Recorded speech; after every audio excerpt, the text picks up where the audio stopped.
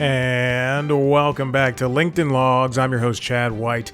If you didn't know, this is the jobs, the business podcast for the website, cpluscomedy.com. Like I just said, it's a website. Go there. Everything is so loud. I don't know why. Here we are back in the job. It's still so loud. I'm not going to turn it down. Here we are back in the fray of things. We took a week off. Because we felt like we needed it. Look at the dates and you'll see why. Holy moly. Here we are again, recording a show. Yeah, there we go. What's been going on with me? Well, besides what happened. Not much. I finished an audiobook in the time 2 weeks ago. I've been recording those for Audible. I think this is going to sound so jaded of me. I feel as though I signed up for this one audiobook that I will not be specific about, but it is about septic tanks. I signed up for this one audiobook. I did my audition. They chose me. I feel like in the time, because you can choose if you want to do pay per hour plus royalty fee or just a royalty fee. Obviously, none of these books are going to be Harry Potter. None of these books are going to be the Bible. None of these books are going to be Demon Copperhead, a book I own in audio form. None of these books are going to be any book. They're not going to be the biggest selling thing. You'd like for them to be when you go to this ACX platform with Audible and audition and you see a book and you go, God, I hope this is the next Gone Girl. But then you read the audition and you go, this is not it. This is not what this is supposed to be. Be it because of the writing, because of the writing, because it's a book.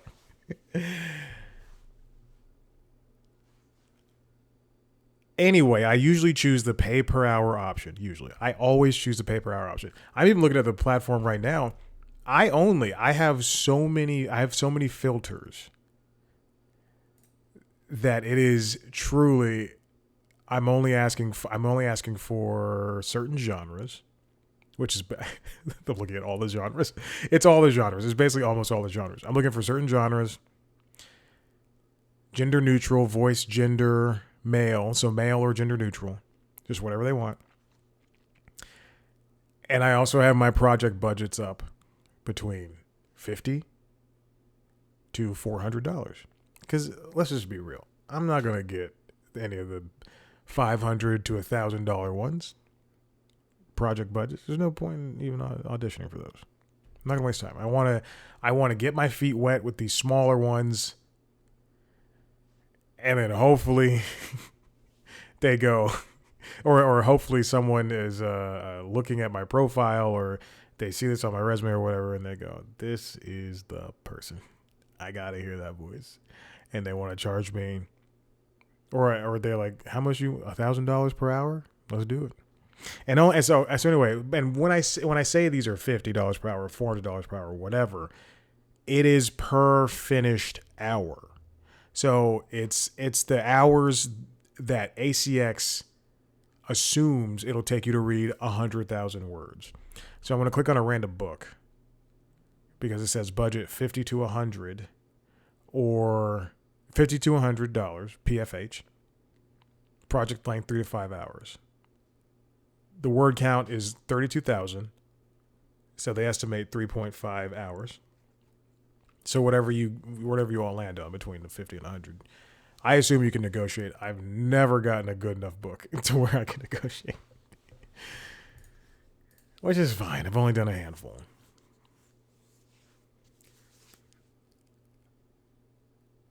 For this last book, I'm sorry for the big pause. I was trying to gather my words, and I stopped breathing for a second.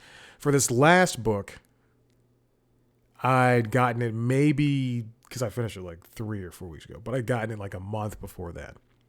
And it's only it was, I'm not even gonna say how long it was, but it was a very, very short book.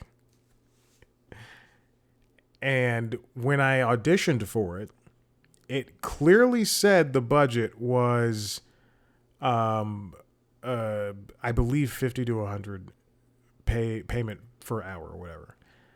When I accepted the thing, or when they offered it to me, when the person offered it to me, they changed it to royalty share, which means they don't have to pay me jack shit unless the book sells over a certain threshold. Not a certain threshold. Unless the book sells, I get a percentage of that. But that doesn't mean the book's going to sell. In fact, I don't even think the book, it's on sale now. I see something for net sale unit. I see a certain amount for net sale units. Hold on. Wait a minute. Month to date? Last month? Yeah, it's not even popping up on my earnings statement. That's embarrassing for that person. Anyway, go find it. It sucks. And then once I figured that out, I went through that book as quickly as I could. Again, book in quotes. I went through so fast, and like there were moments because it sucked. It really did stink. And the person who wrote this book would constantly say something along the line, like they would repeat the same information over and over and over again, and they were very much clearly selling a product within that book. Also, the book had like links. Yeah, like links. It was a bad book. I'm not going to talk more about it. What I will talk about, though, we're getting off the audiobook thing, is I don't even know, but whatever. I'm going to will it into the universe. There was a social media producer position available for a podcast that I applied for.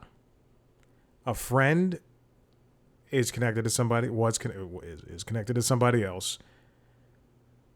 That person posted on their Instagram, "Hey, we're looking for this." My friend, knowing that I'm not doing anything, sent me the thing, and I went, well. She's like, "No, you got to do it." All right, let's do it. I email her, the person she knows. This guy's like, "Great, send me information." Send him everything. I think like a month goes by, and I truly forgot about it. I went, "Yeah, it's whatever happens." And then I sit down with an interview. It turns out I sit down with an interview. We set up an interview with the people that help run the business part of the podcast. Sure, I think. And then I followed up with, this is something that I have not done, but I think I did a really good job. I'm popping up in my email, so you just gotta hold on. Why is it going so slow? But they asked me for I did the initial interview. Great. Wonderful. It lasted about 12 minutes. Which can't be good or bad. But in the middle of the interview, the person I was talking to said, "Hey, why don't you send this stuff over?" I'm like, awesome. So they asked me to send over 2 separate PDFs. Also, I write such good emails. Oh my gosh. I would hire me. Where I attached 2 PDFs to these emails. One, and neither were my resume. They already have the resume, which is good. But the one, they asked for ideas, which is something I've done before, pitches and stuff for social media. And I feel like they are really good, out of this world pitches. I do, because I come from the world of television. And, there's something, while people are now going to school for social media, and I'm not taking that away from them. People are going to school for social media, and they're doing great, amazing things. Sometimes I see things on Instagram and on TikTok and on other YouTube that I truly think, wow, that is something that I just don't know how to do. Or I'm not that in tune with. Someone sent me a meme today from TikTok, and I was on a walk with Maverick, and I looked at it and I went, "What is this?"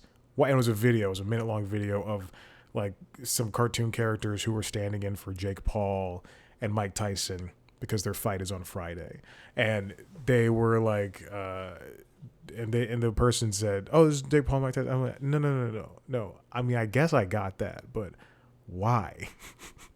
I just don't understand because I'm not so into. The only thing I know about the internet is the news that I read, which I've had to take some time away from because events. And then also, that's pretty much it. I pretty much only read news and all the trustworthy sources. I pretty much only read news and go on Facebook Marketplace and Nextdoor shopping marketplace because I want to see what people are selling, baby. And but my pitches, I think, are really, really good ideas. I'll go ahead. I'm not going to say the name of the podcast, but I will say it's a big podcast. But I will say that the ideas are really nice. Vintage clip posts. I will skip over that one because that'll give away what it is. Skip over that one. The Lonely Island and Seth Meyers podcast. They do this thing where instead of video, they do record video for their podcast, it seems like, but they use only screenshots of their faces while they're talking. So I thought that'd be a good idea, and have them and have like clips run over the screenshots of their faces, and then cross promotion with other podcasts that they produce. I'm being so vague right now; it's amazing. And then I got some, so that's like weekly stuff, and I have monthly stuff as well. AMAs, merch giveaways. I think that's pretty good, yeah. And then they also asked for portfolio samples, which I had I don't want to say I had a hard time coming up with this because I've never been asked for a portfolio sample in the way that they were asking, but they were asking for a PDF specifically of the portfolio samples. And they knew that this is not like a gig where I lied and I said, "Oh, I can ride a horse," and then I'm cast on Yellowstone and I don't know how to ride a horse. Don't tell me what happened in the season premiere of in the mid-season premiere. I have not seen it yet. It is recorded on YouTube TV. I still have not seen it. I assume John dies. That is a spoiler, but the show's been out that season's been off for a year and a half. So I assume he dies. Also because Kevin Costner does not like that job. But he went to make Horizon, which is interesting, to say the least. Can't wait for chapter 2 at some point. And 3 and 4 at some point. Imagine if Horizon did well. I wanted it to do well. I wanted him to be right. Because he was so gung-ho about it. He shot the first 2 back to back in the middle of shooting 3 and 4, financing it himself. Got a divorce. I just felt so bad for him. So I gave them essentially links. I just made fun of a guy writing a septic tank book, a book about septic tanks. You can go find it. Go on Audible and find it. It's out there. Just Google my name. Actually, probably put my name into the search box. You can also find the Tyler's Alphas. Hey man, that book has paid me. I'm good. I'm not good. Hold on. Wait a minute. It's not paying me enough. I could buy lunch. Oh boy. But I gave them links to different different versions of, sorry, the one of the animals tried to get outside. The door is closed. They just tried to go on the balcony. I gave them links to different versions of the videos I've posted, of the interviews specifically, because those are the most professional ones. And also, I gave them a couple of news times that I don't do anymore, but those are from years ago. And different examples of how I post on the Instagram for C Plus Comedy. So with two, like the me on the bottom and the interviewee on the top. If there's more than one person and we're having the same conversation, in a quad box, conversational camera switching, and then one that has, I did a few with the logo in the corner of the post. And then some screenshots of videos and stuff and all that.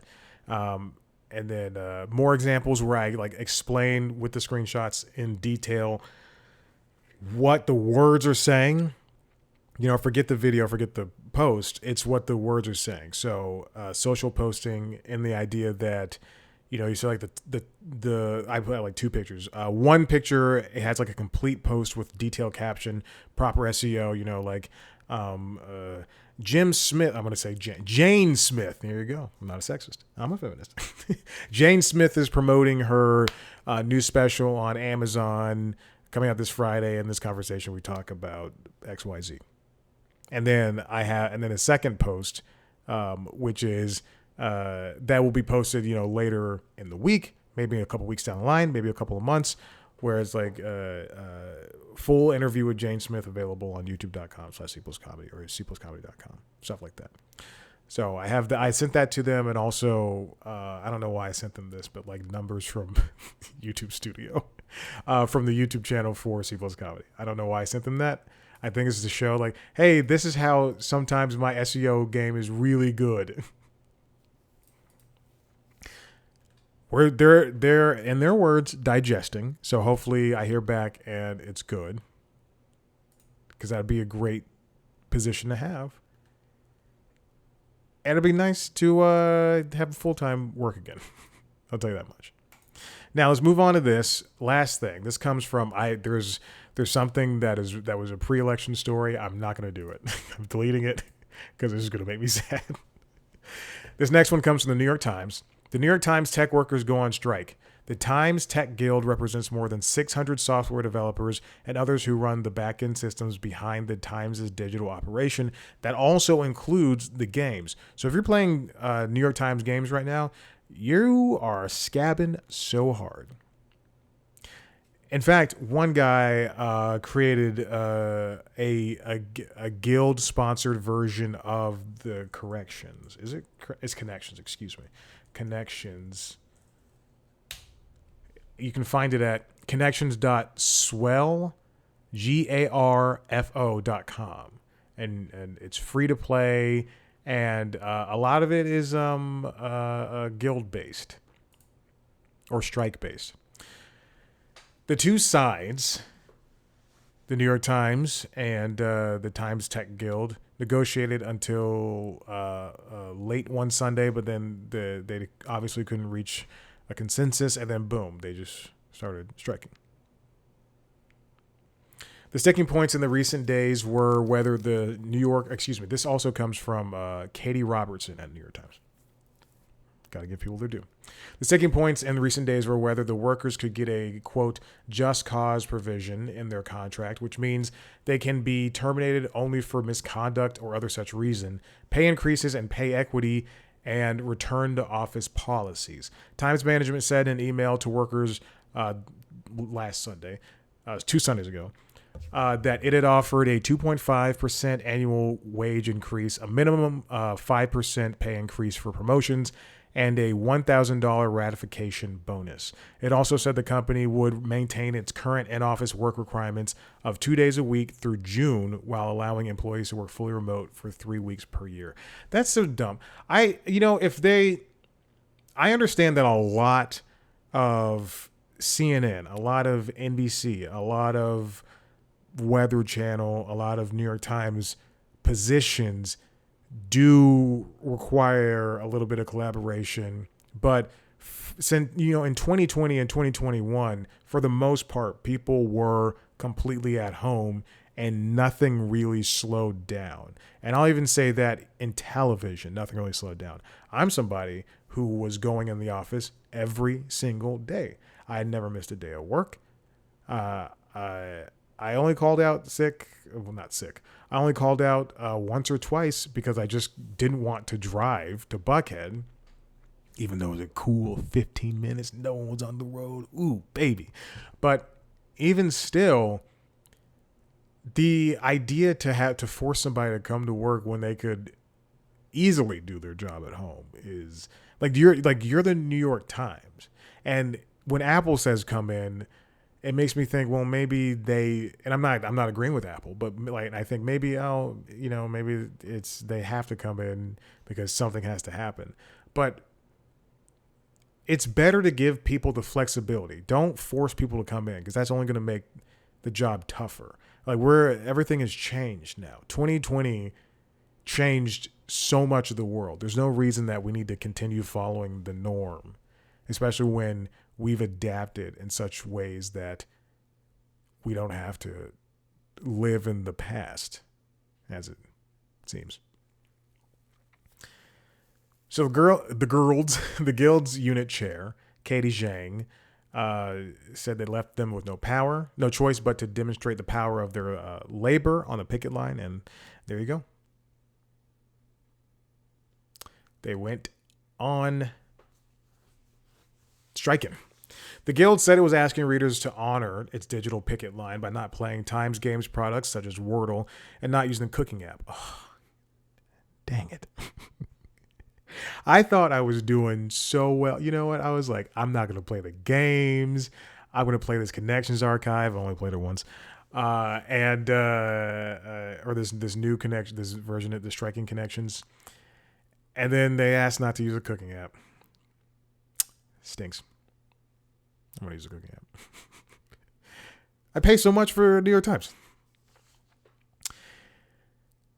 They filed numerous unfair labor practice charges against the Times with the National Labor Relations Board over the company's return to office mandates.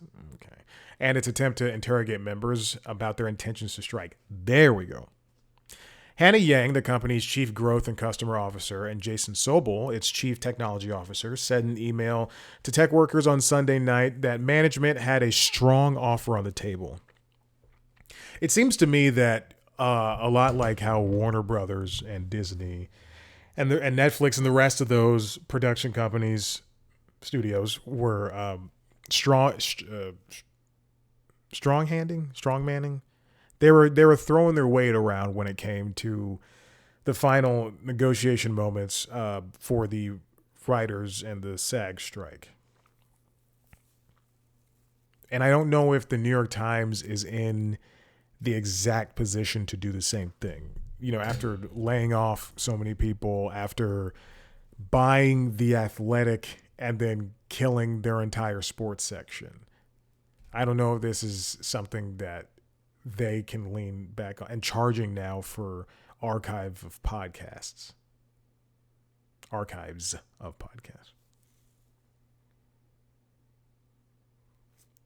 The Times Tech Guild, the country's biggest union of tech workers with collective bargaining rights, was certified in a National Labor Relations Board election in March 2022. It has been negotiating for a contract since then. The union voted on September 10th to authorize a strike with the intention of walking off the job around Election Day, when readers would start reading the paper again, or the website again. Most notably, you go to New York Times, you go to Wall Street Journal, you go to Washington Post, you go to these websites to get up-to-date information. And if you're smart on Election Day, if you're smart, you have the New York Times open, you're watching whatever news show network channel you like to get that information. You're not just watching one thing. I say that because that's what I do.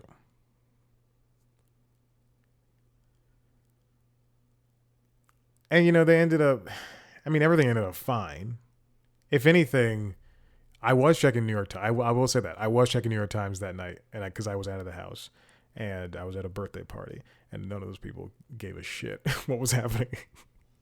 And I was like, guys, it's Tuesday. How are you getting drunk on a Tuesday when this is happening? I'm like looking at my phone the entire time, talking like, right. Wirecutter union workers went on a 5-day walkout in 2021 over the prime Black Friday shopping weekend to pressure management to agree to a contract. Times reporters and editors held a 24-hour strike in December 2022 over contract negotiations.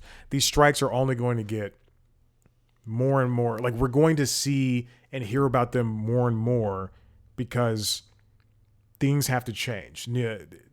As companies as wide-reaching as New York Times, as big as Disney, they're going to have to start paying up because you can't have the people at the top making a lot of money telling other people that they can't make a lot of money and also that they can't write about certain things.